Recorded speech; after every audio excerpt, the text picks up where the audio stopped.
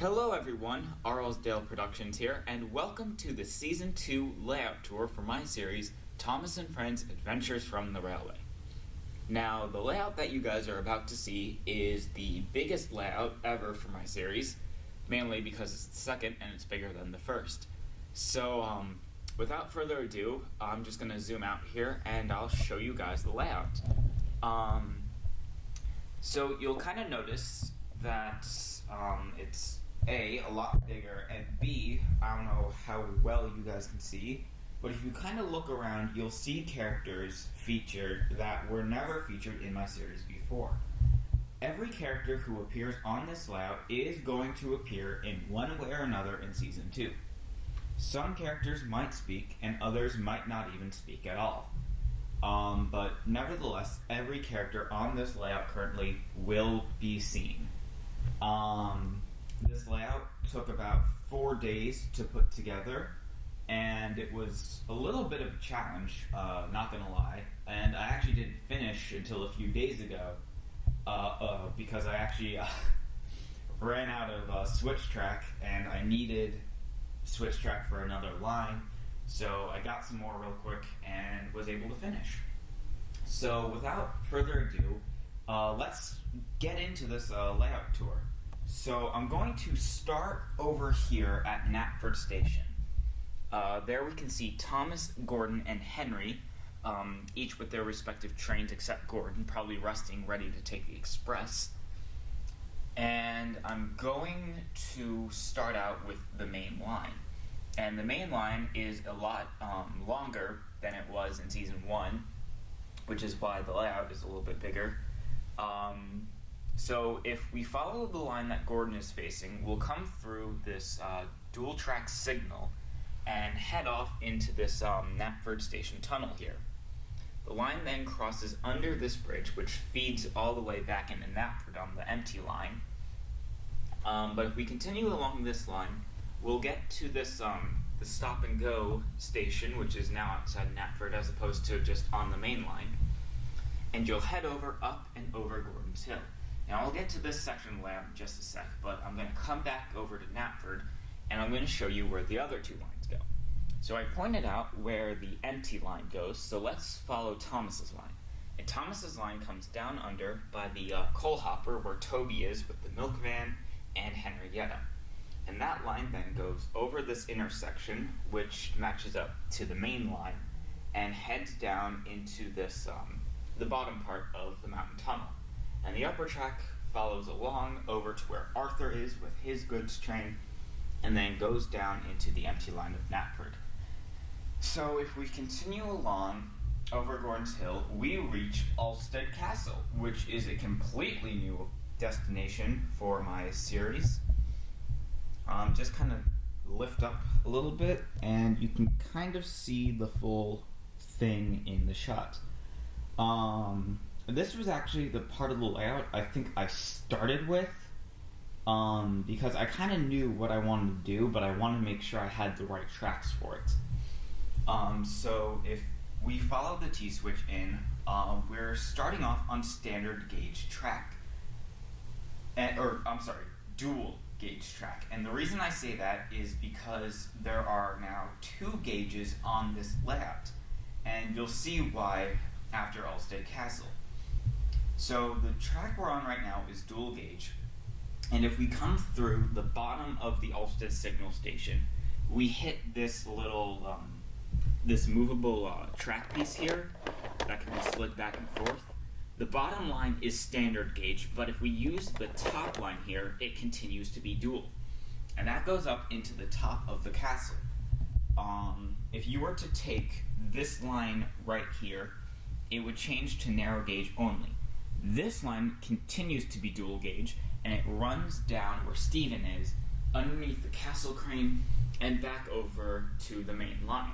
So there's a small section of the main line where those 2 points meet.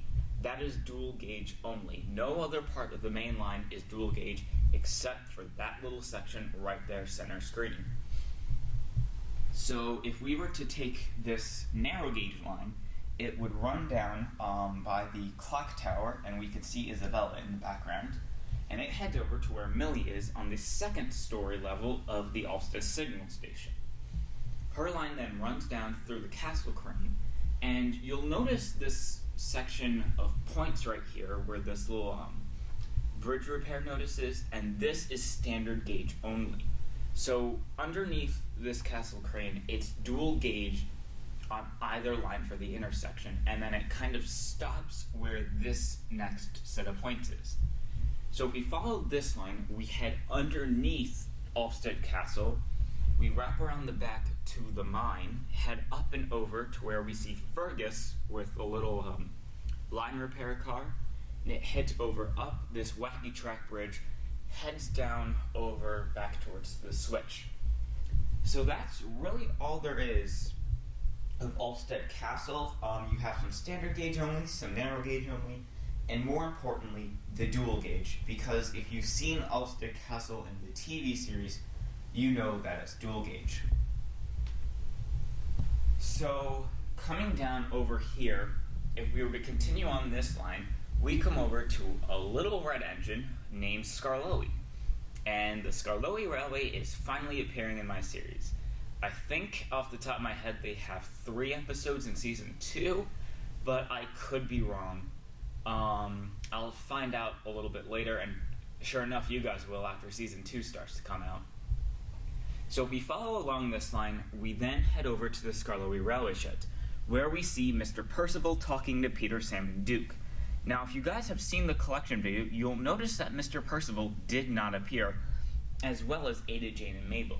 And there are some characters who are on this layout that weren't in my collection video, as I did not own them at the time of that video was made. But if we're over here, we see the Skarloey Railway Sheds, and those just end in buffers at the back. It's then that there's a signal right there, and if we come along this line, we head over to an intersection where we see Rheneas outside the Blue Mountain Quarry. And we'll come back to that in just a quick second. But if we follow this line along, we head up and over Crovan's Gate Station, and I'll get back to that in just a quick sec. The line curves around, heads down over to what I like to call the countryside area of the Skarloey Railway, where like the picnic area is and all that sort of stuff. We see Rusty underneath a standard gauge bridge, and there's Mighty Mac on a turntable that leads over to the Steamworks, but we'll come to that in a little bit. Rusty's line then continues over this intersection, heads over into this tunnel, and Colin's crane arm is kind of blocking my shot here. And that line continues over by the rock crusher and into the Blue Mountain Quarry, where Rheneas' line was. And his line then continues over around the barrel loader, over to Crovan's Gate Station, and he heads down over to where Sir Handel is, and back towards Mighty Mac. And this line that Sir Handel is on leads up into the Blue Mountain Quarry, where we see Duncan and Merrick. So I'm going to take a little break from the Skarloey Railway, but I'll come back to it in about 10 seconds. So over here, if we're by Ulfstead Castle line, that heads where the dual gauge section is, across this intersection and into where Crovan's Gate leads, which is where Connor is. And his line continues over underneath the Skarloey Railway Bridge. But keep in mind that this is narrow gauge track. So the two lines kind of follow closely, and then we come to this mess of lines right here. There's no other way to describe it. So if we follow Connor's line, his line heads over this intersection where Colin is, which is standard gauge track. It runs over this intersection where it's standard gauge going back towards those buffers, and narrow gauge running around by the rock crusher. This line that Sir Handel is on is narrow gauge only, and this line at this intersection is narrow gauge, and this is standard gauge right here. Then there's this line over here, which heads off over to the Steamworks area, and for a brief moment, it becomes dual gauge track where Mighty Mac is, because the line is able to be connected to standard gauge. It happens right at this little intersection, because this, right over in between the stop sign and that green cargo bin, is narrow gauge, but this line is standard gauge. And also this line right here was added in case engines didn't want to go right into the Steamworks. They could still make it over to Vicarstown Station. So I think I explained every line right there. So just a little refresher. Standard gauge right here, dual gauge and narrow gauge, standard gauge, narrow gauge, and I think that's it. So hopefully you guys were able to keep up with that. I hope I did a good job explaining. But if we follow over the line to the Steamworks, as you mentioned, you know what happens next, the Steamworks. So over here we see James at the repair track, about ready to be repaired or repainted more likely. Over here is Victor in front of the diesel station, which is where Derek is. And up until this action point switch, it's dual gauge track.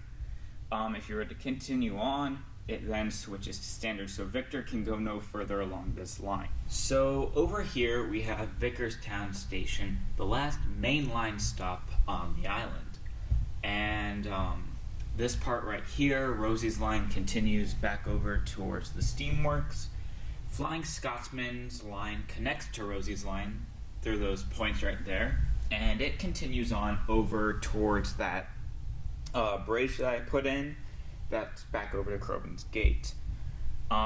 Spencer's and Stepney's line continue parallel, but Stepney's line will lead you over to the sheds, and it can be reached through Spencer's line as well. Spencer's line connects over to Scotsman's line, and they head back over in that direction. But if you come to this set of points right here by this tunnel, you'll come over back towards the main line over here.